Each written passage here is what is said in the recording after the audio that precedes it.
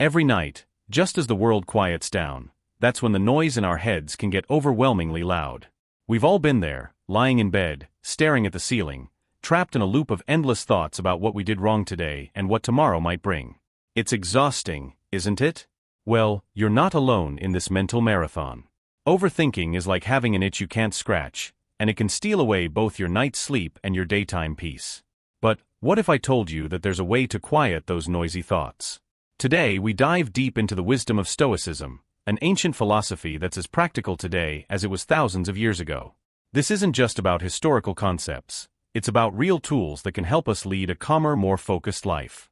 So if you're tired of your mind spinning out of control, stick with me. Let's explore how these age-old strategies can bring us peace and clarity in our chaotic world. If you appreciate what we're doing here and want to keep up with more insights like these, do me a simple, free favor and hit that subscribe button. Trust me, you won't want to skip any part of this video. Every moment is packed with value to help you quiet the noise in your mind. You know those moments when you're just sitting there, your mind racing with a million what-ifs and maybes, and before you know it, hours have slipped by, and you've gotten absolutely nowhere? That's what we're tackling here.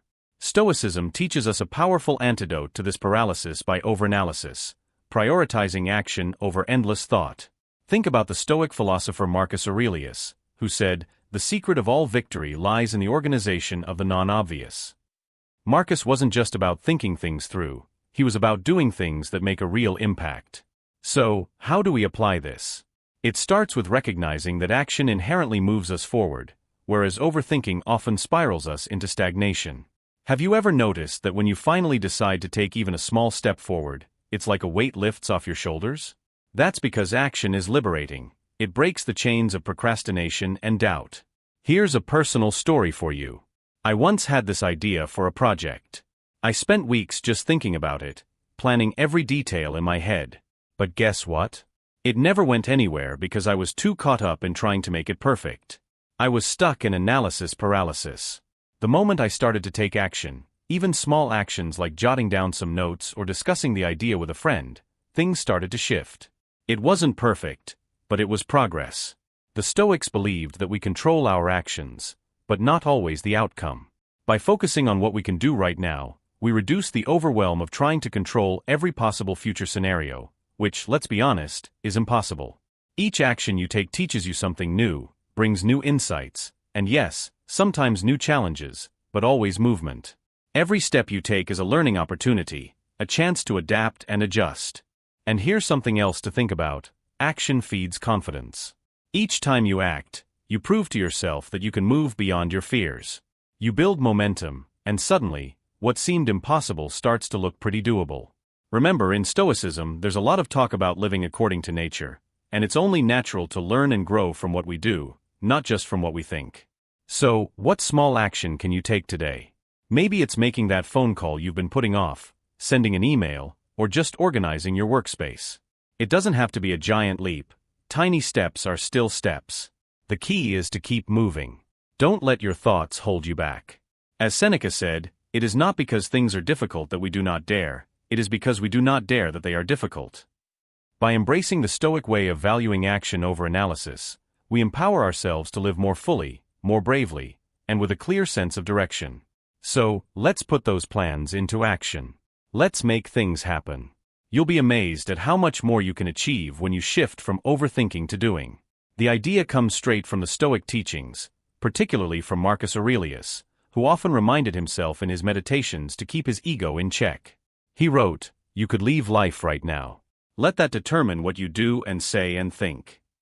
This was a reminder to focus on what truly matters without getting caught up in one's own self-importance. So why is realizing you're not that special actually a good thing?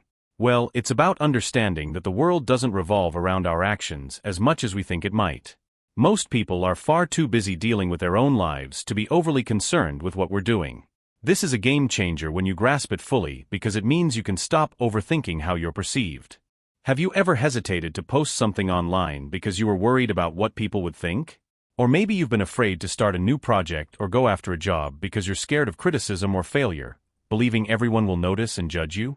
Here's a Stoic wake-up call. Most people won't even remember it a few days later.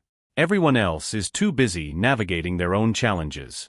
This doesn't mean your actions don't matter or that you shouldn't strive to do your best, but it does mean that you can perhaps breathe a little easier knowing that one mistake is not going to be the focal point of everyone's attention. This concept helps to strip away the facade that everyone is watching and judging our every move, which is a common trap that feeds overthinking and anxiety. It's freeing, isn't it? To realize that you can go about your life, make your choices, and even slip up now and then, and the world won't come crashing down. You get to experiment, to learn, to live without the heavy weight of perceived constant scrutiny. And here's where Stoicism helps us really nail this concept down. It teaches us humility and the importance of focusing on self-improvement for its own sake, not for applause or fear of criticism. Marcus Aurelius believed in leading a life of virtue and being true to oneself, not living for external validation. So the next time you find yourself overthinking about how others might perceive your actions, remember this lesson: you're not that special in the eyes of the world, and that's a good thing. It means you are free to live your life more fully, authentically, and without undue concern over every little judgment. This isn't about diminishing your value, it's about realizing that the spotlight isn't always on you, and that's a relief. Use that space to focus on what truly matters to you, engage with your real passions, and let the trivial worries go. When we constantly compare ourselves to others, whether it's their successes, their looks, or even their social media posts, we set ourselves up for unhappiness. It's like we're measuring our life's worth against a yardstick that keeps changing depending on whom we're comparing ourselves to at the moment. The Stoics were big on focusing on what's within our control, and other people's lives? Definitely not within our control. Epictetus famously said, "Focus on what you can control and let go of what you cannot." When you spend your energy focusing on others, you're wasting that precious resource, your focus, on what you cannot change or influence. Let me paint you a picture. Imagine you're having a really good day. You're feeling proud of what you've accomplished, whether it's big or small. Then you hop on Instagram or Facebook, and suddenly, you see someone else's highlight reel: vacations, perfect homes, achievements. Suddenly, your own victories don't feel quite so significant anymore. That's the trap of comparison. What the Stoics teach us is to anchor our self-worth in our own values and progress, not in comparison to others. This isn't just about feeling better, it's about a fundamental shift in how we view success and happiness. It's about internal validation rather than external. When you live by this principle, you shift your perspective from competition to personal growth. It's liberating, really. When you stop comparing, you start appreciating your own journey with all its ups and downs. You begin to see your life as a unique path, not a race against someone else's milestones. This mindset allows you to celebrate your own successes without the shadow of someone else's achievements dimming your light. If you can train yourself to shift your thinking from comparison to self-reflection, you'll find that joy comes more naturally. You'll start to recognize the blessings in your own life without feeling the need to stack them up against anyone else's. So the next time you catch yourself falling into the comparison trap, take a step back. Remind yourself that your value is not defined by how you stack up against others, but by how you live according to your own principles and efforts. Redirect that energy back to your personal goals and growth. Trust me, this is a game changer in conquering overthinking and truly finding happiness in your own unique journey. The pursuit of perfection can be a relentless drive that, ironically, leads not to more success but to increased dissatisfaction and paralysis. When we set unattainable standards for ourselves, every small mistake or setback can feel like a catastrophic failure. It's a recipe for constant stress and chronic overthinking. The Stoic philosophers really understood this. They taught us that striving for perfection in the traditional sense, flawless and complete, is not only unrealistic but also unnecessary.